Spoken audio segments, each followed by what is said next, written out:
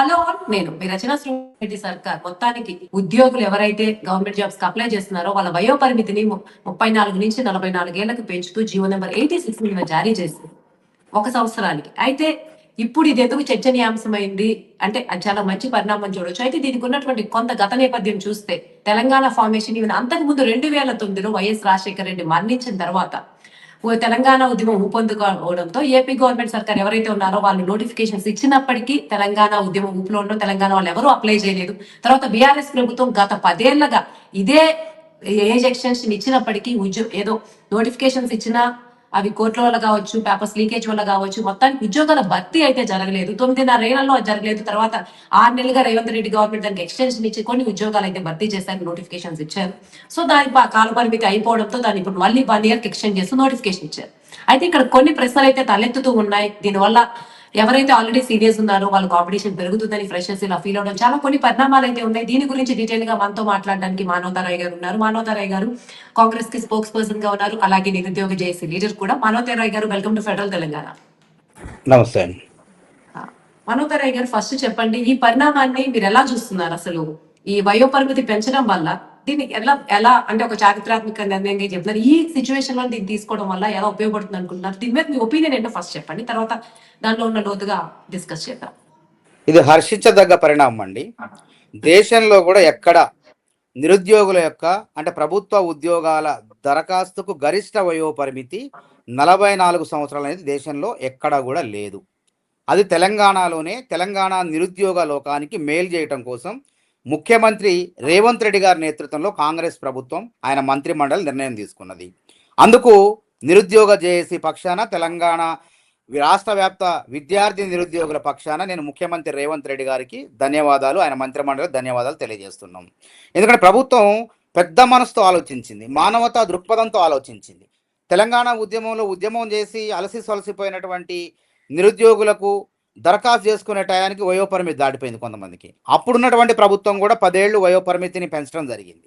ఆ తర్వాత కాంగ్రెస్ ప్రభుత్వం వచ్చిన తర్వాత 46 ఏళ్ళ కంటే 10 ఏళ్లతో పాటు జీవో నెంబర్ 30 తీసి మరొక 2 ఏళ్ళు అంటే 46 ఏళ్లకు పెంచడం జరిగింది. ఈ 46 ఏళ్ల ప్రభుత్వ ఉద్యోగాల దరఖాస్తు గరిష్ట వయో పరిమితి అనేది ఇప్పుడున్న వంటి దేశంలో ఏ రాష్ట్రాల్లో కూడా లేదు, గతంలో లేదు, ఇప్పుడు కూడా లేదు. ఇప్పుడు కూడా 44 ఏళ్ళు అనేది దేశంలో అన్ని రాష్ట్రాల్లో కన్నా తెలంగాణలో నిరుద్యోగులకి అవకాశాలు ఉన్నాయి. కాబట్టి మంచి పని చేసింది రాష్ట్ర ప్రభుత్వం, మంచి నిర్ణయం తీసుకుంది, మానవతా దృక్పథంతో వ్యవహరించింది. దానివల్ల నిరుద్యోగులకు లాభమే జరిగింది తప్ప నష్టం జరగలేదు. కాబట్టి నిరుద్యోగ లోకం మొత్తం కూడా చాలా సంతోషంగా ఉన్నారు. ఎందుకంటే పాపం అంటే 1 మార్కు 2 మార్కుతో పోయిన వాళ్ళు ఉంటారు గతంలో. గ్రూప్ 1 కానీ గ్రూప్ 2 కానీ దగ్గరకు వచ్చి ఒక 2 మార్కుతో పోయిన వాళ్ళు ఇంకొక అవకాశం ఉంటే బాగు అని అనుకునే వాళ్లకు నిరాశ ఎదురైంది. మొన్న ఫిబ్రవరి 8వ తారీఖున జీవో 30 అనేది గడువు ముగిసింది, మొన్న 26కి. కాబట్టి ఆ రోజు నుంచి మొట్టమొదటి నిరుద్యోగ జేఏసీనే వాళ్ళందరి తరపున వాళ్ళ యొక్క వినతులు మాకు వచ్చి రాంగలోనే నేను వెంటనే వెళ్ళి టీజీపీఎస్సీ చైర్మన్ గారికి బహిరంగంగా ముఖ్యమంత్రి గారికి లేఖ రాసి వారి వాట్సాప్కి, సీఎంఓ కార్యాలయానికి మెయిల్స్, అదేవిధంగా పిసిసి అధ్యక్షుడు మహేష్ కుమార్ గౌడ్ గారికి, అద్దంకి దయాకర్ గారికి, కోదండరామ్ గారికి అందరికి కూడా మేము విన్నవించుకోవడం జరిగింది. మా అభ్యర్థన మేరకు, నిరుద్యోగుల అభ్యర్థన మేరకు రాష్ట్ర ప్రభుత్వం మంచిగా స్పందించింది. ఇలా నిరుద్యోగ లోకానికి ఒక వరం ప్రసాదించుండు ముఖ్యమంత్రి రేవంత్ రెడ్డి అని చెప్పేసి నిరుద్యోగ లోకం మొత్తం కూడా హర్షాన్ని వ్యక్తం చేయడం జరుగుతుంది. చెప్పండి. ఇంకొకటి మానవతారాయ్ గారు, గత బీఆర్ఎస్ గవర్నమెంట్ నుంచి ఇప్పుడు వరకు మీరు కేర్ఫుల్ గా చూస్తున్నారు కాబట్టి తెలంగాణ మూవ్మెంట్ టైం నుంచి అసలు ఈ వయసు పరిమితి, వయో పరిమితి కానీ ఉద్యోగాల నోటిఫికేషన్స్ కానీ వాళ్ళు ఎలా ఎఫెక్ట్ చేశాయి, వాళ్ళ స్పిరిట్స్ కానీ ఎంతమంది నష్టపోయారు? దాని ముందు ఇప్పుడు ఇది గొప్పదని చెప్పాలంటే దాని ముందు కొంత నష్టం జరుగుండాలి కదా, ఆ చరిత్ర గురించి అంటే. ఇప్పుడు అంటే తెలంగాణ ఉద్యమంలో విద్యార్థులు చదువులన్నీ పక్కన పెట్టి పోటీ పరీక్షలను పక్కన పెట్టేసి మా లక్ష్యం తెలంగాణ రాష్ట్రం, తెలంగాణ వస్తే మా కొలువులు మాకు వస్తాయి, మాకు గత దశాబ్దాల కాలంగా మాకు అన్యాయం జరిగింది, మా కొలువులన్నీ సీమాంధ్ర ప్రాంతానికి చెందిన వాళ్ళే కొట్టకపోయారు, కాబట్టి మాకు లాభం జరగాలంటే మా తెలంగాణ రావాలని కొట్లాడటం వల్ల వాళ్ళ వయోపరిమితి అనేది గడువు ముగిసింది. అట్లాంటి నేపథ్యంలో అప్పుడున్న ప్రభుత్వం నేనే నిరుద్యోగ జేఏసీ గానే పెద్ద ఎత్తున పోరాటాలు చేస్తే అన్ని ఉద్యోగాలకు కూడా వయోపరిమితి పెంచారు. ఇప్పుడు రాష్ట్ర ప్రభుత్వం కూడా ఒక సాధారణ ఉద్యోగాలకే కాదు, యూనిఫామ్ అంటే ఏకరూప దుస్తులు అంటే పోలీసు, కానిస్టేబుల్, ఫైరు, అదేవిధంగా అటవీ శాఖ, తర్వాత జైళ్ల శాఖ ఉద్యోగాలకు కూడా గరిష్ట వయోపరిమితి 20 సంవత్సరాలే ఉంది. ఆ ఉద్యోగాలకు 35 సంవత్సరాలు ఉంది. మొన్నటిదాకా ఫిబ్రవరి 8 తర్వాత 35 సంవత్సరాలే ఉంది. 20 సంవత్సరాల వయసును కాస్త మళ్ళీ 5 ఏళ్ళు పెంచింది ప్రభుత్వం. అంటే జీవో నెంబర్ 87 ఏమో యూనిఫామ్ సర్వీసెస్ జాబ్స్ కోసం రాష్ట్ర ప్రభుత్వం వయోపరిమితి 5 ఏళ్ళు పెంచింది. అంటే 5 ఏళ్ళు పెంచడం అంటే అర్థమైంది ఓసీలకు, అంటే సాధారణ అభ్యర్థులకు 25 సంవత్సరాలు 30 సంవత్సరాలు అవుతుంది. ఎస్సీ ఎస్టీ తర్వాత ఈబీసీ ఈడబ్ల్యూఎస్ ఉంది కదా, ఎకనామికల్లీ బ్యాక్వర్డ్ సెక్షన్, వాళ్లకు 5 ఏళ్ళు సడలింపు ఉంటుంది. అంటే 35 సంవత్సరాల వరకు పోలీస్ కానిస్టేబుల్, అటవీ, ఎక్సైజ్, జైళ్ల శాఖల్లో దరఖాస్తు చేసుకునే వెసులుబాటును కాంగ్రెస్ ప్రభుత్వం కల్పించింది. ఇది గొప్ప మంచి అద్భుతమైన అవకాశాన్ని కల్పించింది తెలంగాణ నిరుద్యోగ లోకానికి. జనరల్గా సాధారణంగా యూనిఫామ్ వాటికి కల్పించరు. గతంలో అది కూడా మేము 2017-18లో అప్పుడు నోటిఫికేషన్ రాకపోవటం, జాప్యం మూలంగా మీ వల్ల మేమెందుకు శిక్ష పడాలి, మాకెందుకు శిక్ష పడాలని పెద్ద ఎత్తున నిరుద్యోగ చేసి పోరాటం చేస్తే ఆ రోజు రాష్ట్ర ప్రభుత్వం స్పందించింది, కొంతవరకు అవకాశం ఇచ్చింది. కానీ ఇలా ముఖ్యమంత్రి రేవంత్ రెడ్డి గారు కూడా అదే విధంగా మానవతా దృక్పథంతో సాధారణ ఉద్యోగాల దరఖాస్తుకు 10 ఏళ్ళు, అంటే వికలాంగులకు వచ్చేసి ఇంకొక 10 ఏళ్ళు, అంటే వాళ్ళకి 49 వరకు, రిజర్వేషన్ వర్గాల వాళ్ళకు సాధారణ ఉద్యోగాల దరఖాస్తు 49 ఏళ్ళ వరకు ఉంది. అదే రిజర్వేషన్ వర్గాల వాళ్ళకి 55 దాకా ఉంది.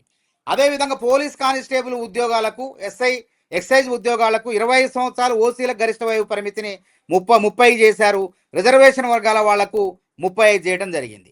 కాబట్టి నిరుద్యోగ లోకం మొత్తం అవకాశం కోల్పోతున్నాం మేము వయసు దాటిపోవటం మూలంగా అని బాధపడుతున్న వాళ్ళకు ఉపశమనం కలిగించే నిర్ణయాలు కాంగ్రెస్ ప్రభుత్వం తీసుకున్నది. కాబట్టి ఇందులో దాదాపు 4-5-6 లక్షల మంది పైచిలకు నిరుద్యోగులకు లాభం చేకూరుతుంది రేవంత్ రెడ్డి ప్రభుత్వం నిర్ణయం మూలంగా.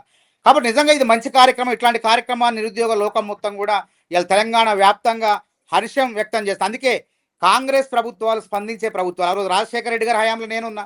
రాజశేఖర రెడ్డి గారి దగ్గర కూడా పెద్ద ఎత్తున ఆయన ఓయూ నుంచి ర్యాలీగా వెళ్ళి ఆయన అప్పుడు సమతా బ్లాక్లో నేను కూడా చర్చల్లో, నా ద్వారానే చర్చల్లో పోయిన ఆ రోజు యూనిఫామ్ దుస్తులకు వయోపరిమితి ఎక్కడా పెంచట్లేదు, వేరే రాష్ట్రాలు ఎక్కడా లేదు. అయినప్పటికీ రాజశేఖర రెడ్డి గారు కొన్ని ఉద్యోగాలకు, అంటే ఎక్సైజు, ఈ అటవీ శాఖ, వీటికి పెంచడం జరిగింది ఆ రోజు అప్పుడున్నటువంటి నిబంధనల ప్రకారం. తర్వాత తెలంగాణ వచ్చిన తర్వాత కూడా ఈ సమస్య ఉత్పన్నం అవటం మూలంగా చాలా మంది ఉద్యమాలు చేసి వయోపరిమితి ప్రభుత్వ ఉద్యోగాల దరఖాస్తు గడువు దాటిపోవటం మూలంగా నష్టపోతున్నారని చెప్పి పెద్ద ఎత్తున పోరాటాలు చేస్తే కేసీఆర్ ప్రభుత్వం కూడా స్పందించింది. ఇవాళ రేవంత్ రెడ్డి గారి ప్రభుత్వం పోరాటాలు చేయకుండానే ఒక్క వినతి పత్రాల ద్వారానే వెంటనే స్పందించింది. కాబట్టి ఇది కాంగ్రెస్ ప్రభుత్వాలు ఎప్పుడు కూడా స్పందించే ప్రభుత్వాలు, నిర్బంధించే ప్రభుత్వాలు కాదని చెప్పి స్పష్టమైపోయింది. ఓకే, మానవతా రాయ్ గారు ఇంకొక విషయం చెప్పండి. యాక్చువల్ గా బీఆర్ఎస్ ప్రభుత్వం అధికారంలో ఉన్నప్పుడు కూడా వయో పరిమితిని ఇచ్చింది. 9.5 ఏళ్లుగా అప్పుడప్పుడు నోటిఫికేషన్స్ ఇవ్వడం, లీగల్ సమస్యలు రావడం, ఇచ్చినా సరే ఉద్యోగాలు భర్తీ కాలేదు.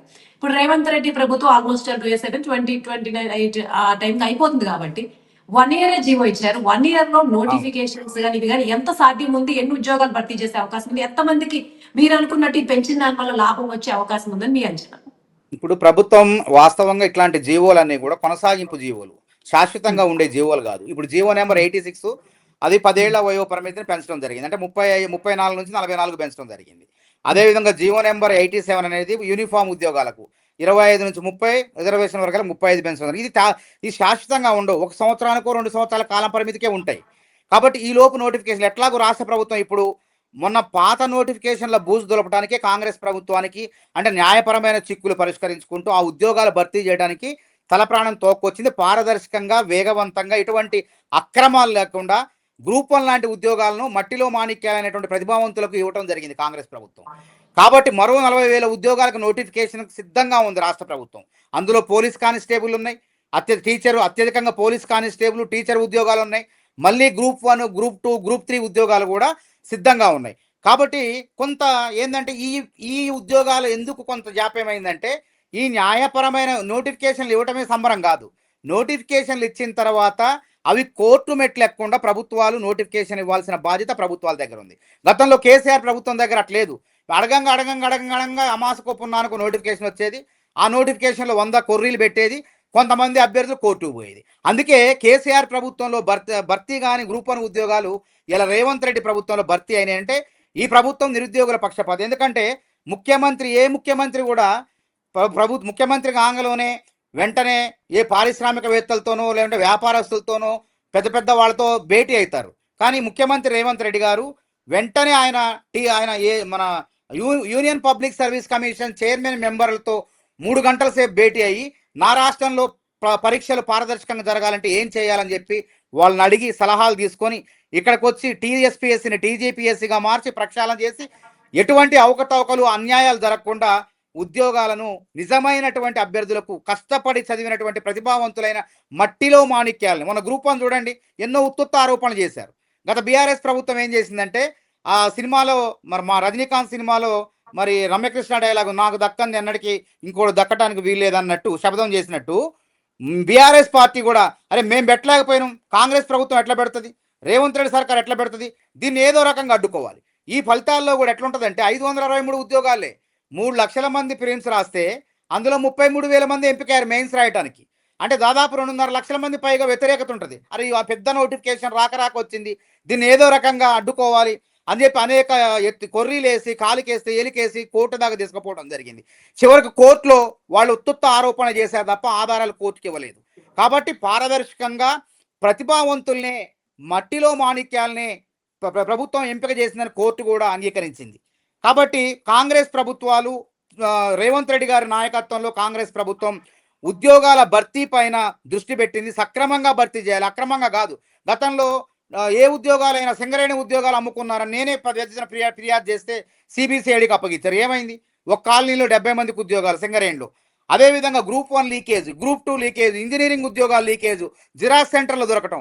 కానీ ఈరోజు 67,763 ఉద్యోగాలు రాష్ట్ర ప్రభుత్వం రేవంత్ రెడ్డి సర్కార్ భర్తీ చేస్తే ఎక్కడన్నా చిన్న మాట వచ్చిందా?